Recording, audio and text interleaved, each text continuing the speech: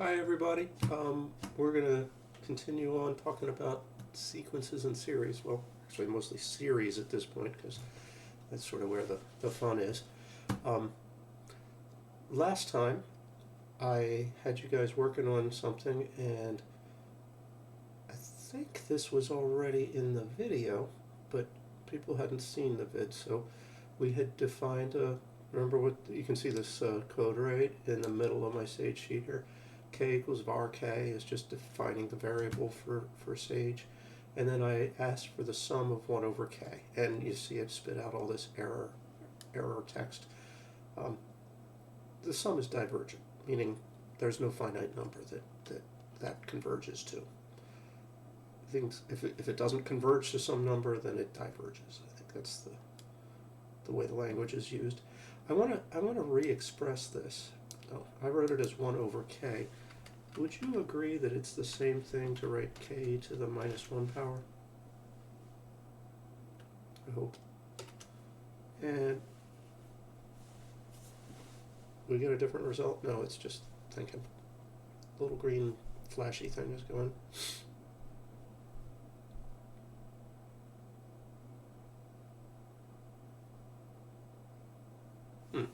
Yeah, so we got the same result. It said the sum is divergent. Now, I want to show you something that's kind of interesting. It doesn't take much of a change to make that a different result. So if instead of to the negative 1 power, I make it negative 1 point a little bit, 1.01, what's what we get? Well, it just said it just repeated the value, the expression, but it didn't say it diverged. That's meaningful, actually. Gee, I'd like to get this as a decimal. I wonder if I can coerce it to become a real number by doing that. No, it didn't. Well, in any case, that actually is a convergent sum with the power on k going from minus 1 to just negative 1 point a little. There's other powers that I think Sage will actually evaluate for us. Let's see. We don't need to do that. Didn't work anyway. Let's try k to the minus 2nd power. I'm clicking on the wrong thing. K to the minus 2nd power, right there. Change that to a minus 2. What? This is surprising, isn't it? It evaluates it, and it actually comes out as 1/6 of pi squared. Minus 2 power does that. There's a lot of interesting powers that you can stick on k, and the infinite series converge to weird things, often involving pi. And that has to do with deep stuff about a thing called the zeta function, which we don't need to concern ourselves with, but the things we're looking at here, infinite sums, where the index variable is raised to some power, those are called p-series. And p-series are an important category of series. We're going to develop a couple of theoretical tools to know when do p-series converge, when do they diverge, and then we can use that information about p-series to to get more information about other series. So I have made a scan of some of the pages of the book here. This first page is 672. I want to say that's 10.3. Anyway, there's a theorem in a box here. Those things that are in boxes are always important. This one is called the divergence test. And it says this: if the sum of some sequence, that is the series associated with the sequence AK, converges, then the limit of that term of that series, limit as k goes to infinity of AK, must be 0. Right? But if you put that through what's called the contrapositive, which means negate the bits and also flip the direction of the implication around, it says if the limit of the terms of the series AK does not equal 0, then the series does not converge. In other words, it diverges. So that's the divergence test. If you can show the limit of the terms doesn't go to 0, you know it diverges. It's instantaneous. Unfortunately, it's It's not the only way you can get divergence. You may have certain sums where the limit of the terms does go to zero and they still diverge. I think we saw an example of that. Heck, we just saw an example of it in that Sage worksheet I was looking at. When I had this power as -1, and we got the error where it said, oh, it's divergent. Well, what is k to the -1 power doing as you let k go to infinity? It's 1 over k, really, so it's the reciprocal of a number that's heading towards infinity. It's going to 0. Yeah, so that's a useful test, though. It really is. It tells you, if you're thinking about divergence and convergence, and you have this deal with the terms not going to 0, then you know it's going to be divergent. We're not going to look at the proof of that. Why is the pages not turning?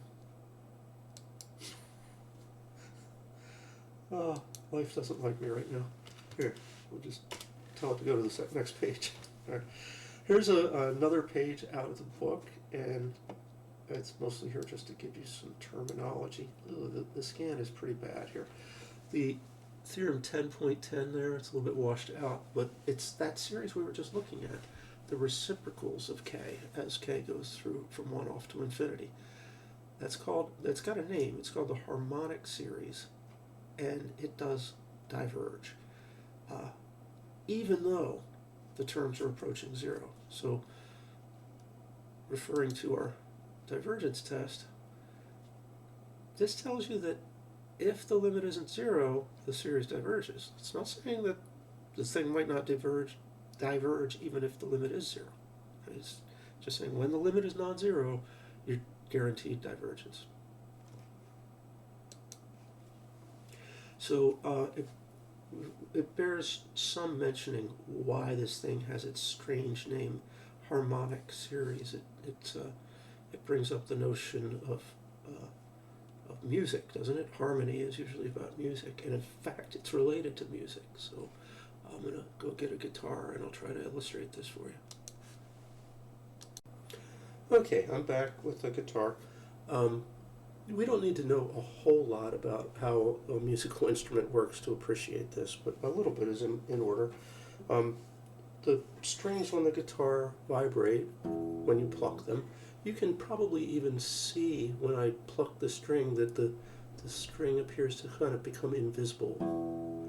And it's just because it's moving back and forth really fast, right? Now, that motion makes the air around it vibrate. Well, layers of compacted and rarefied air spread out from there, and they hit the microphone and you hear it. The reason the guitars have these little metal bars that go sideways across the neck, those are called frets, is that it allows you to hold your finger down against the thing and effectively change how long the string is. So this string, when I pluck it with everything wide open, makes a pretty low note, but if I put my finger down right down here, it makes a much higher note. That is called a harmonic. I've basically cut the length of the string in half by holding it down here. And in music, that interval between a note and the note that's created by the string being half as long, that's called an octave. You can also get it by, whoops, not that one. You hear the sound of that? It's the same thing as the modulo that my guitar is slightly out of tune.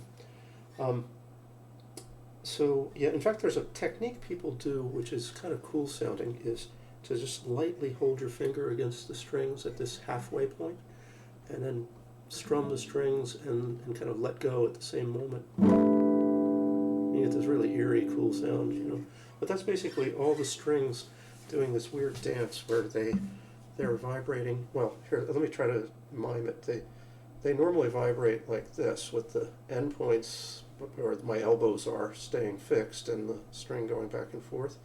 But when you damp it right in the middle, it makes it vibrate like that. Right? So I probably can't do it justice, but you're basically getting two lengths of string that are both vibrating, and there's that null point in the middle where the string's not in motion. There are other harmonics. So this first one we're seeing corresponds to the 1 and then the 1/2 in the harmonic series. The open and then first harmonic. The next harmonic is here. I can't make it. Some people can make it. No. There it is.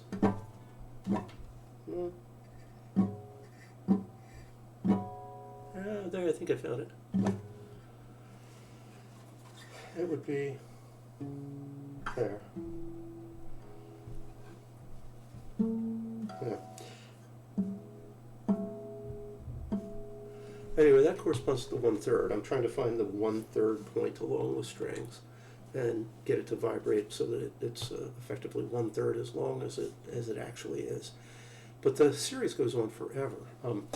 The series we're getting, the tonic or the root is called, well, that's an E on the guitar. This first harmonic is the octave, a note well above E. Well, it's sort of the octave is considered to be the same note, even though it's a lot higher. The frequency has doubled. Then a note that's actually called the fifth, but what is it for E? E, F, G, A, B. It's a B. But that's the note that corresponds to this 1/3 point in the harmonic series. And then there's the fourth above the fifth. I don't know what that's called anymore. That's the 1/4 spot. Each term in the harmonic series corresponds to a note in the scale. And in fact, the scale we use in Western music is closely related to the harmonic series. It's actually, there's a natural harmonic series related musical system that, that's not what people use. And we've created a so-called tempered scale that comes very, very close to the one that naturally comes out of the harmonic series. But at some level, you got to stop and say, look, these are the only notes. The harmonic series has infinitely many notes in it. So we've got this deal going on where you come down to, in any octave, there's just 12 notes, and then there's translated by octaves, but really just 12 notes that are separated by what are known as a semitone. If we use the true harmonic series musical system, there'd be infinitely many notes between any guy in its octave, and that would get a little hard to play. Certainly not if you have an instrument like this with frets. I guess the fretless basses and things could do that. Anyway, that was a weird side trip, but I thought it was important to tell you that little bit about harmonic series, why it's got its crazy name. The next thing on this sheet is the integral test, and that is a big deal. Just want to highlight it right here, I guess. The integral test. So make sure when you're reading one of these theorems that you're real clear about what the prereqs are, basically. This integral test has some hypotheses associated with it, and if the hypotheses are not true, or not true in a particular situation, you can no longer use the integral test. So let's read what the hypotheses are. F needs to be continuous, positive, and decreasing for every x greater than or equal to 1. Okay, so F's continuous. That just means, the way you should think of it anyway is you could draw it without ever having to lift your pencil. So for instance, a function that has a vertical asymptote, where it blows up to infinity, not continuous. You can't draw all the way to infinity, so you would have to lift your pencil at some point. Definitely if you have a graph where it jumps from one value to the other sort of instantaneously, then no, that's not continuous, because you have to lift your pencil and re-put it down in order to get that jump. Anyway, continuous, positive, I think we all understand, and decreasing, we talked about that, the successive terms of what does it mean for a function to be decreasing? We've just been talking about what it means for a series to be decreasing. A function is decreasing just exactly when its derivative is a negative number. So its derivative is negative on the entire interval we're talking about. And we're talking about the entire interval where x is greater or equal to 1. So that's, a half infinite line. It goes from 1 off to infinity. Yeah, so we need a negative derivative on that entire thing. Okay, so that's the setup, continuous, positive, decreasing. Then you have a series that's defined in terms of that function. So a sub k is just the value of the function at k. Then look at these two things. The sum of the series from 1 to infinity versus the integral of the function from 1 to infinity. They behave the same way. You can think of this series as like a Riemann sum for this area under the curve.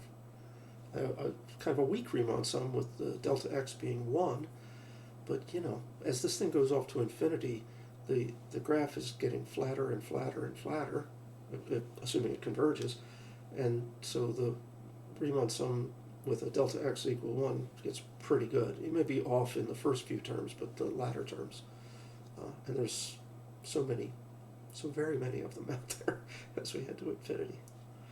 Anyway, these two things do the same thing. They either both converge or they both diverge. And that makes sense when you think about the sum being an approximator for the area under the curve. In the case of convergence, the value of the integral is not equal to the value of the series. Well, that makes sense. The series is just an approximation of it.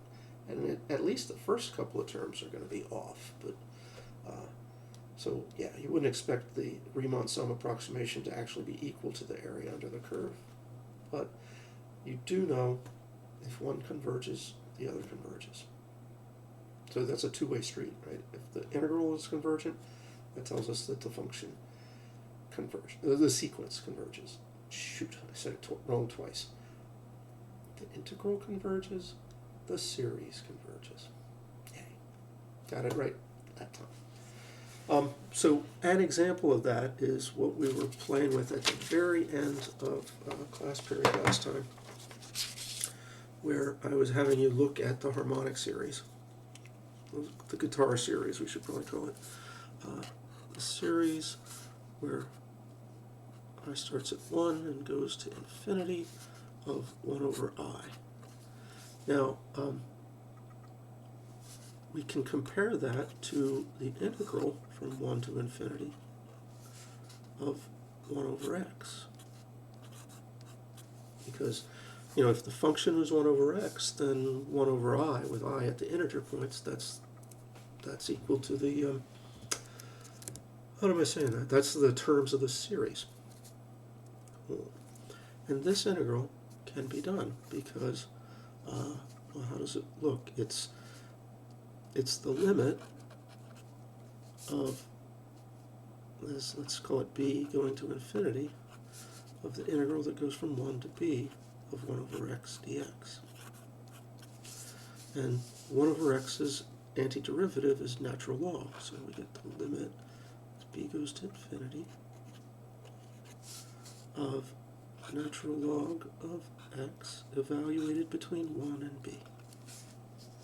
And that is just that when we evaluate that natural log at b, we'll get natural log of b, and at 1 we get 0.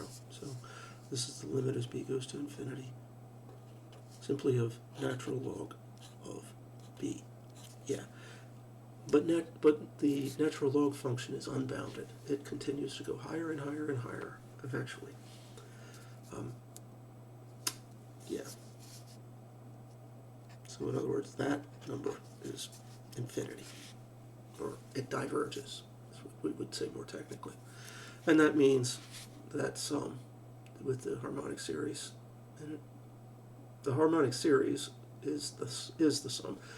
The harmonic sequence would be the terms of that series. Anyway, it's also going to be infinite. So here's the situation where both diverge.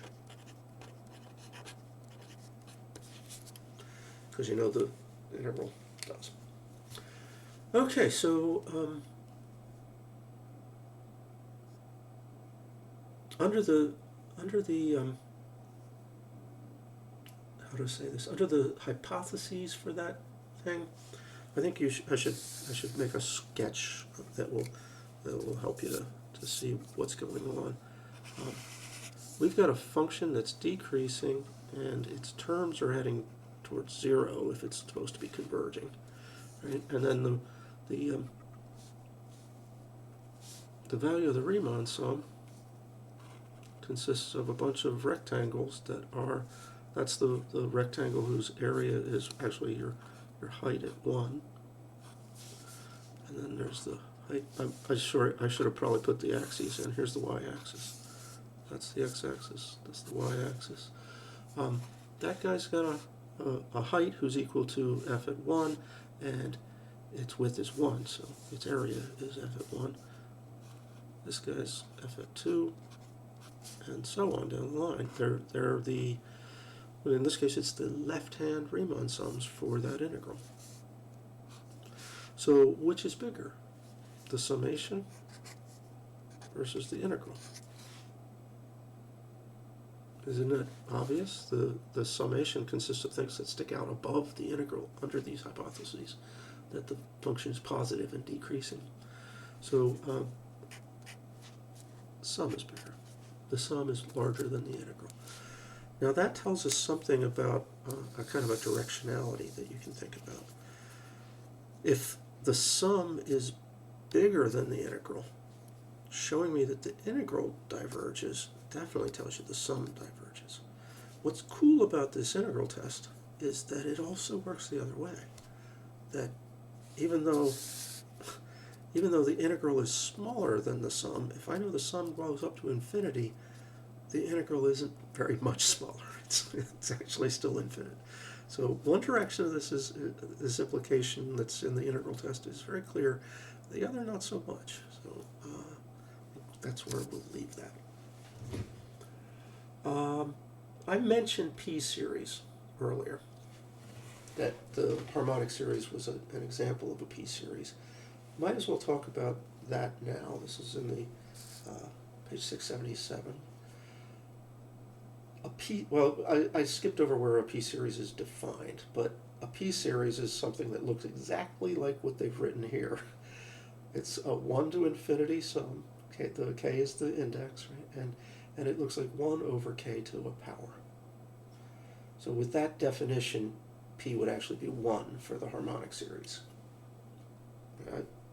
Well, okay. So it converges if the p is bigger than 1. And it diverges if the p is less or equal to 1. And you can tell this is true because of the integral test. So the integral test will let you, with our ability to do, what do we call these integrals that have infinity as one of the limits? Impropers. And these improper integrals, since we can do that using a limit, we can actually calculate the infinite integral that goes from 1 to infinity. And it'll find out from that, because of the integral test, what happens with this corresponding series. Let's just do, let's just do one of these. How about we look at example 3, letter A there. The series is sum from 1 to infinity of k to the minus 3. I'll do that on this writing pad on the side here. All right, sum of 1 over k to the third, right? Because take k to the minus 3 is the same as this, where k is going from 1 to infinity. Now this is a p-series with p equal 3.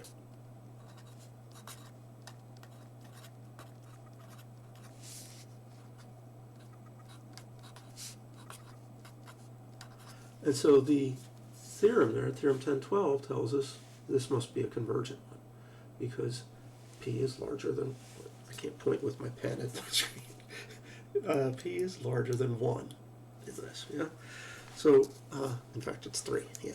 That's quite a bit larger than 1. So, let's see what the integral test would tell us in that scenario. We should be able to calculate the integral from 1 to infinity of 1 over x cubed dx.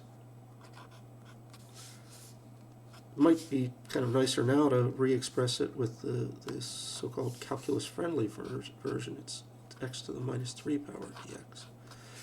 And it's easy to get an antiderivative there. Minus 3, when you add 1 to it, becomes minus 2. So it is x to the minus 2 over minus 2, evaluated from 1 to infinity. All right, so at infinity, what do we get? This maybe I'm vacillating back and forth between writing it as 1 over something and writing it with a negative exponent. I think now I'd rather think of it as a 1 over something. It's 1 over a negative 2 times x squared, right? And when you stick a very, very large number in for x in that, you're going to get 0, yeah? Because the numerator is just 1 and the denominator can be as big as we want. So that's 0 at the upper limit, and at the lower limit, it's negative 1/2. So this is 0 minus negative 1/2. It sounds like plus a half. So the integral is convergent, and because of the integral test, we know that both converge. P series with p equal 3 converges. Maybe it's clear to you that at any time that the p is bigger than 1, the thing you're going to get will be something that looks like 1 over a power, right? When even after you do the integral, you're going to be 1 over some power. Since the power would be something bigger than 1, the bottom would blow up, and that means at the infinite endpoint you'll get 0. At 1 you'll get some finite number, and so yeah, this is going to turn out to be finite exactly when the p is greater than 1. Cool. Okay, so we're rapidly working our way through a bunch of the stuff about how to compare different series and determine convergence or divergence for them. The next section is 10.5. Has a couple of things called comparison tests. There's the ordinary comparison test, and then there's a thing called the limit comparison test. I think these comparison test things are so obvious that it's almost stupid, but people always teach that at this point, so here I go. I'm going to teach this. You've got two series. One's got terms that are called a sub k, and another that's called b sub k. They're positive series, so both the a sub k's and the b sub k's are always positive. Other than that, you don't know anything about them. But if the terms in A are all smaller than or equal to the terms in B, doesn't that mean that the whole series, the sum of the AK's, is going to be less than the sum of the BK's? Yeah. So what this is saying is, if the bigger series converges, then of course the smaller series converges too, right? And if you look at it on the other hand, if you've got the B's are smaller than or equal to the A's, and the B's blow up, the A's are bigger than something that's going off to infinity, so they blow up too. So the direction of comparison between the series allows you to do something about it. And this is quite useful in certain contexts. You may know something about, say, series B sub k, for instance. It could be a power series. If A sub k is not a power series, but B sub k is, and we've got an easy way to tell what happens with power series, I could say, okay, BK is term by term bigger than AK, and I know that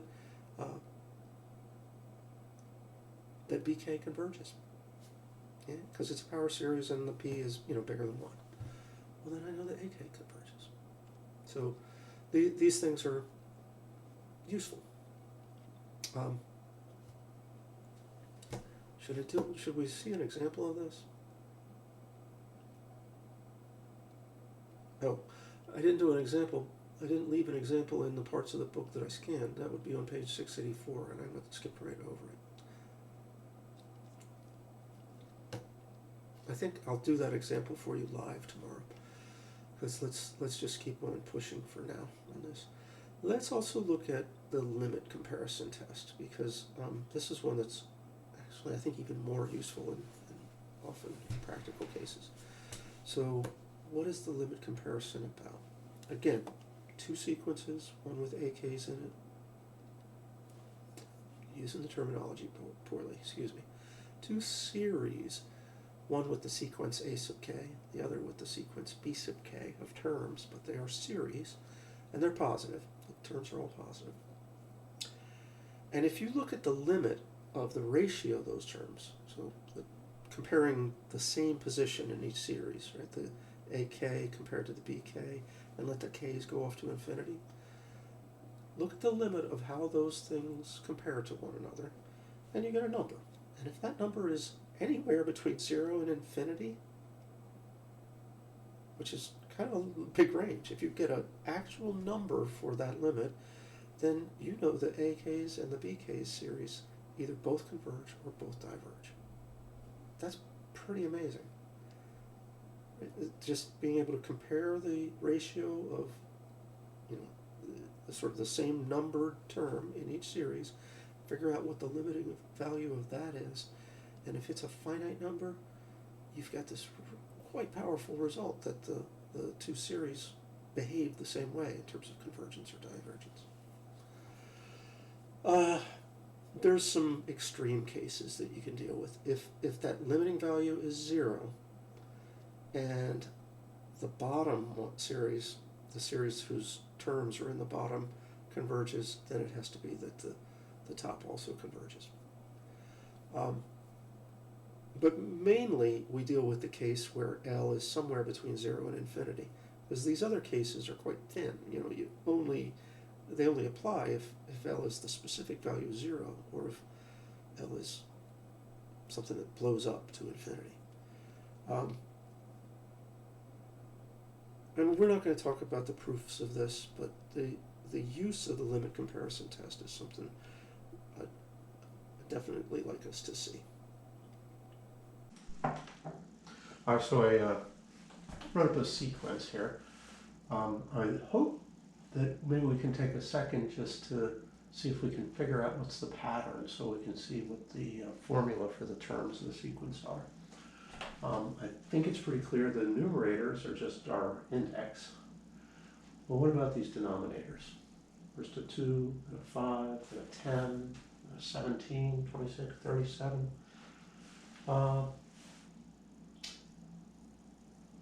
Don't know if this would be clear to people, but once you see enough of these, you start going, well, what numbers are nearby, right? Like, for instance, 26, that's one more than 25, and that's the square of this. Oh, 37 is one more than 6 squared. Sure, 4 squared would be 16, that's one more than that. So you can quickly get that the terms of the sequence, AK, are K over K squared plus 1. Now let's look at the series from K going from 1 to infinity of that formula, K over K squared plus 1. It's not a P series, so we can't just get the easy quick check on its convergence or divergence. Well, what can we do? Do you think it converges? Do you think it diverges? Roughly speaking, this is of the form linear over quadratic, right? So if it's a linear over quadratic, it's sort of like, except for this plus 1, you could just divide and you get K over K squared. It's like 1 over K. So it's not equal to, but it's similar in nature to this series.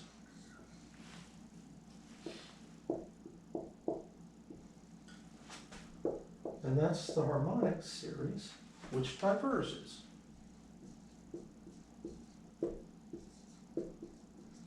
So what I would like to do is is use the comparison test to show that in fact that guy diverges. Now if I'm to do that, what I want then is that the terms of that sequence need to be larger than this guy. If they are larger than this one, well then, how do I say it? If this one's blowing up and that one consists of things that are bigger, it doesn't have much choice but to blow up too. So is that the case? Is k over k squared plus 1 bigger than or equal to 1 over k?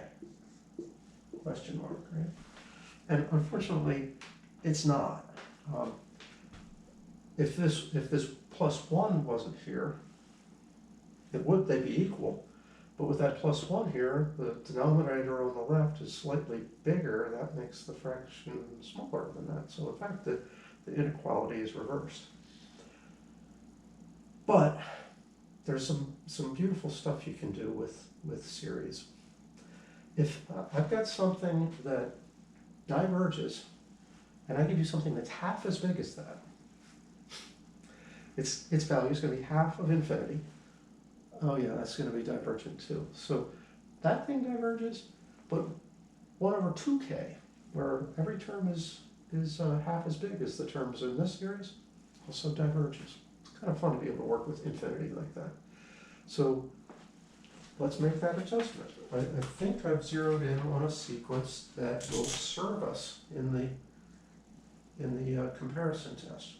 1 over 2k, which is also convergent. And so the question then is, I just said convergent, divergent. Is this true? Is k over k squared plus 1 greater than or equal to 1 over 2k? And yes, it is, isn't it? Let's see. How do you tell with a thing like that? Well, everybody here is positive. This one is especially positive because k, the smallest k can be is 1, so that's a 2 or higher, and the squaring makes it positive for sure. So all these terms are positive, and that means you can cross multiply things without messing up the direction of the inequality. So if you cross multiply, you get 2k squared on the left, and you get k squared plus 1 on the right. Isn't that the smaller one?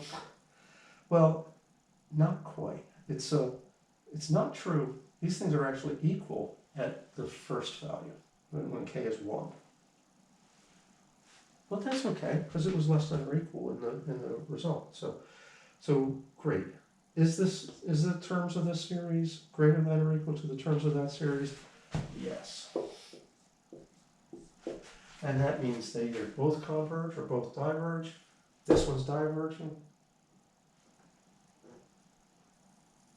I've said that poorly. I've said that just out wrong. This series we know diverges. That thing is bigger than it on a term-by-term basis, so it also diverges. I guess I don't have much choice but to write out the whole formula for it, because I didn't provide a name for that series. K over k squared plus 1, going k1 to infinity, diverges 2.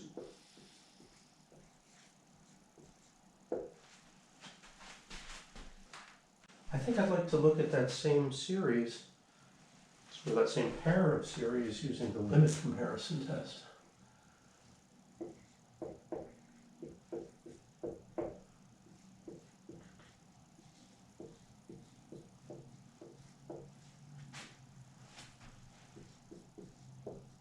So we'll compare the one we started with, which was k over k squared plus 1. K is running from 1 to infinity, versus the harmonic series, 1 over k.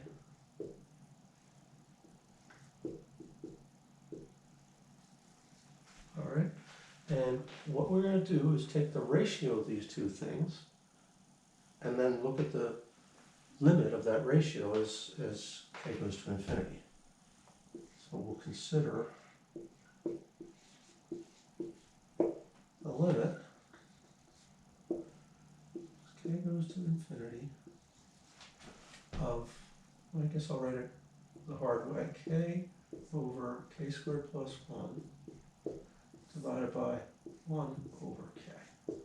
And it's kind of interesting that it doesn't matter whether you do it right side up or upside down, because all you care about is whether this limit comes out to be, a finite number, or does it, and if you had the thing reciprocalized, then you just get the reciprocal of that finite number. That also sort of interchanges the roles of 0 and infinity in the limit comparison test. So can we figure out what that is? Well, probably, but dividing fractions like this is sort of always bad news. So let's instead multiply by reciprocals. Right?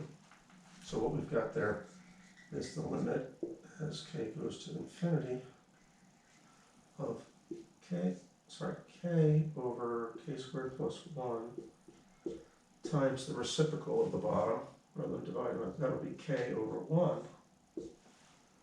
Okay, so this is k squared over k squared plus 1.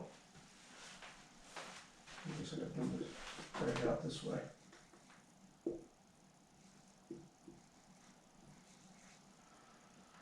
That ends up being k squared over k squared plus 1. And that limit is pretty obviously 1. Because we've got the same degree polynomial in k in numerator and denominator. And yeah, you just compare the leading terms. So we get 1. That means the limiting value of this ratio of the terms is a finite number, somewhere between 0 and infinity. 0 and infinity. And what does that say? These either both converge or they both diverge. And we know that one diverges. So another way to reason that this other series diverges.